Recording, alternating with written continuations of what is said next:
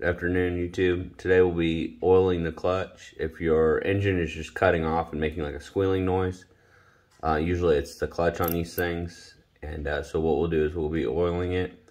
The best time to oil these is after you've ridden them and they've heated up, because when you put that oil in there, it absorbs it. But if you have it and you try to start it and it's squealing right away, then you just go ahead and oil it. But what you can use is any type of 10W30 oil, non-synthetic. You want to use just regular. The synthetic, when it heats up, it evaporates quicker, from what I understand. So just regular oil. You can also use just like chain and bar oil for a chainsaw. What we'll be doing first is removing the 3 bolts. There's a bolt here and then 2 bolts on the bottom. I've already removed the 2 bolts on the bottom. And then to get it in there, I made just a little bottle. It's got a little air tip hose that I screwed in the top of like this little clear bottle to get it dropped in there. And you can do anything like a oil dropper or even like an Elmer's glue empty container. You could fill that up and then use it as your dropper. All right, let's go ahead and get started.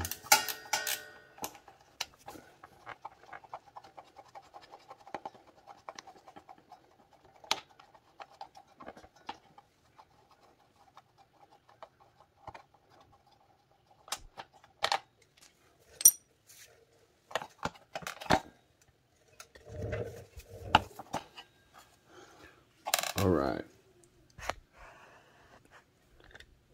So the part we want to oil is going to be right here behind the bolt. You don't want to get it in there. You just want to get it right here. You just put it right in there.